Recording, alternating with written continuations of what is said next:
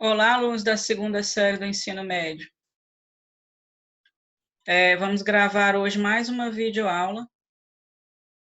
Vou trabalhar com vocês o tema da Viver em Sociedade, Desafios e Perspectivas das Ciências Sociais.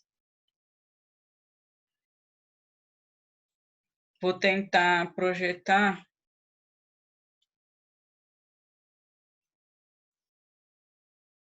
aqui. Isso aqui é o capítulo 2 do livro Sociologia, da editora Scipione. A gente vai tratar aqui o tema da desigualdade na sociedade contemporânea. Primeira coisa que a gente tem que pensar é que a desigualdade é que o senso comum, né? O que é o senso comum? O pensamento geral da sociedade. Considera que a desigualdade seria apenas biológica, por exemplo, idade, gênero, condições físicas, origem étnica. Essas desigualdades, elas acabam se refletindo nas diferenças sociais e na desigualdade social, né? Não são características apenas biológicas. A gente tem a desigualdade de gênero, né? A desigualdade étnica, né? Principalmente na nossa sociedade, no Brasil. Então, as desigualdades sociais, elas são diferença no acesso aos bens materiais. Por exemplo, diferença no acesso à saúde, à educação, ganho salarial, né, pelo trabalho executado. E aí acaba formando na sociedade uma hierarquia, onde tem um grupo privilegiado, que seria a classe dominante, e os outros grupos, que é a classe trabalhadora, que vende a força de trabalho e que é explorada por essa classe dominante. Então, a desigualdade, ela se baseia nessas características físicas, mas ela vai além, tendo um caráter social, provocando o preconceito, a discriminação. Né? Por exemplo, aqui no livro de vocês, está dando exemplo, as mulheres e os afrodescendentes, né? Que é a questão de desigualdade de gênero e desigualdade racial. A desigualdade, ela é reproduzida pelos seres humanos nas ações. O que é isso? Por exemplo, se eu pratico preconceito ou discriminação qualquer ambiente que eu tiver, quando eu estiver exercendo minha profissão ou uma relação, uma interação social, eu estou reproduzindo essas desigualdades, né? Eu estou sendo um agente reprodutor da desigualdade social. Muitas desigualdades na sociedade que a gente vive, elas vêm da questão da divisão do trabalho, divisão social do trabalho, que o Karl Marx chama de divisão social do trabalho. O que é essa divisão social do trabalho? A gente tem as profissões que são valorizadas e bem remuneradas e que têm um reconhecimento social, e outras que não têm reconhecimento social e são estigmatizadas, né, como inferiores, tendo uma baixa remuneração, né? Então, o Karl Marx, ele classificava que a classe trabalhadora está inserida nesse grupo aí das profissões sem reconhecimento social, né? Agora aqui, ó, vamos ver aqui. Conforme a humanidade desenvolve suas tecnologias e formas de organização, emergem novas dimensões da desigualdade. Que a gente pensa assim, não, será que hoje não existe menos hierarquia na sociedade, menos desigualdade social do que, por exemplo, na sociedade estamental, que era a sociedade antes da Revolução Francesa? Não, surgiram novas formas de exclusão, né? De exclusão social. Por exemplo, a gente tem hoje desenvolvimento tecnológico, acesso à informação, né? Desenvolvimento dos meios de comunicação, mas será que todos que têm acesso a essa informação e aos meios de comunicação? No Brasil, a gente tem grande parte da população que não tem acesso à internet, aos equipamentos eletrônicos, à informática, né? Então, agora a gente vai falar aqui da questão da chamada mobilidade social. O que é a mobilidade social? A mobilidade social é a possibilidade da pessoa mudar de grupo e de posição na sociedade. Por exemplo, no Brasil, a gente tem classe A, B, C, D e E, segundo o Instituto Brasileiro de Geografia e Estatística. Tem como a pessoa que está na classe D ir para a classe A? Segundo a teoria da mobilidade social, sim. Seria possível acontecer isso na sociedade contemporânea. Só que, assim, não é 100%, né? A gente tem, cada sociedade tem um índice de mobilidade social. Aqui no Brasil, estudos recentes classificam que no Brasil nós temos 60% de chance de mobilidade social, né? Então, não é plena, né? Não é total. Porque acontece de uma pessoa mudar de classe, sim. Por exemplo, pode ser através dos estudos, né? Se a pessoa consegue se formar, ter uma boa profissão, bem remunerada, ele vai mudar de classe social. Os pais dele não tinham escolaridade, mas ele vai ter, então ele pode ascender socialmente, né? Ascender é subir para uma classe com melhor renda.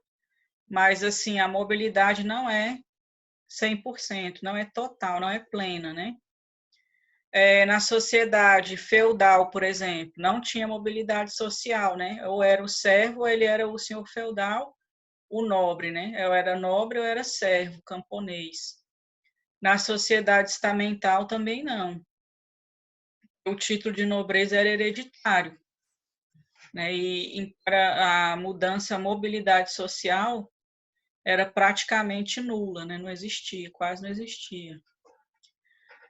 A mobilização, a mobilidade de classe, ela pode acontecer em razão da escolaridade, da profissão,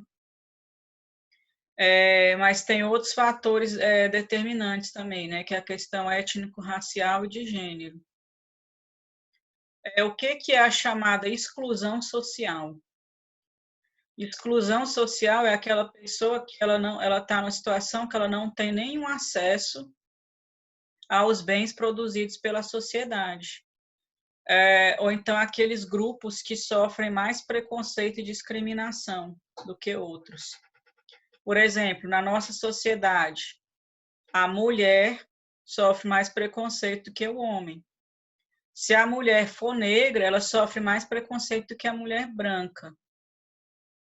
E se ela for uma mulher negra e tiver na classe D ou E, né, considerada de baixa renda, ela vai estar mais sujeita à exclusão social do que um homem branco e rico.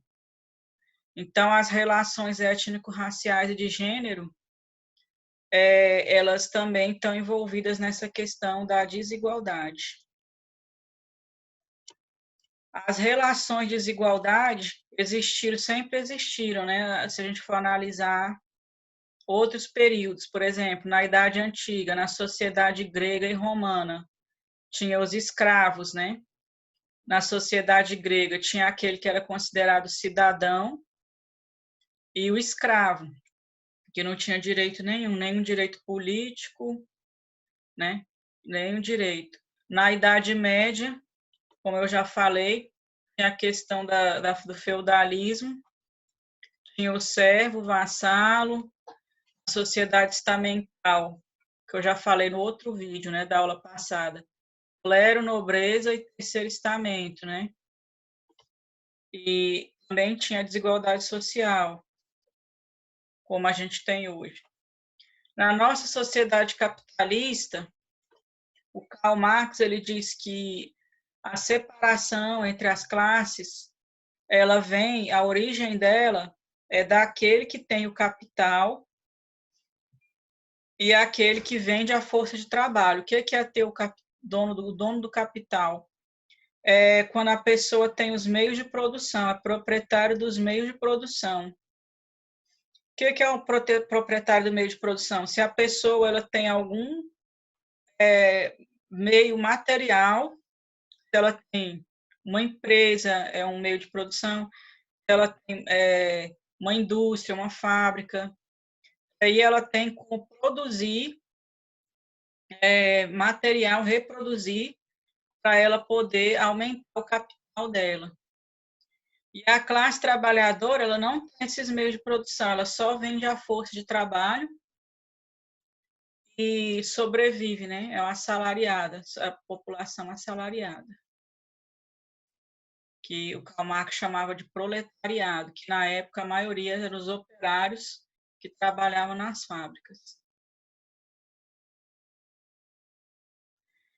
Então, o Karl Marx ele considera que em todas as sociedades teve a desigualdade, né? Mas na nossa ela é baseada nessa questão, aquele que vende apenas a força de trabalho e o outro que tem os meios de produção, que é a burguesia, que é a classe dominante. Aqui no Brasil, teve um período, a partir de 2002, né, que teve dados de que tinha aumentado o número de pessoas que estavam se tornando classe média. Então, a classe C, as pessoas na classe C teria aumentado o número de famílias na classe C, né? Então, isso seria um fenômeno de mobilidade social. Só que aí tem muitas discussões, dizem assim, será que esses dados de que aumentou essa classe, né, seriam dados isentos, né, ou teve alguma manipulação, né?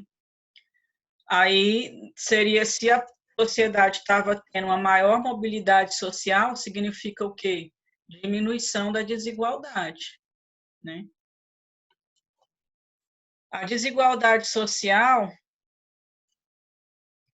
ela está presente em todos os países hoje no mundo, mesmo nos países considerados desenvolvidos, porque ela é uma característica do sistema capitalista, né? Então, por exemplo, a gente pensa assim, uma sociedade que tem grande desenvolvimento econômico, não teria desigualdade? Sim, ela tem desigualdade, tem classes sociais, né, que estão ainda em situação, tem hierarquia, classes que estão abaixo e outras que estão privilegiadas. O acesso à educação, né, e ao ensino, igual eu já falei aqui, ela seria um fator de mobilidade social, de como poderia a pessoa mudar de classe, né? Através da educação, ela vai conseguir, por exemplo, uma profissão que tem reconhecimento social, que tem uma boa remuneração, e aí a pessoa pode mudar de classe social. Só que hoje a gente tem também no Brasil, por exemplo, a questão, se eu tiver uma boa formação profissional, alto grau de instrução, é garantido que ela vai ter um emprego condizente com o nível de qualificação e um salário também condizente com o nível de qualificação? Nem sempre isso acontece, né?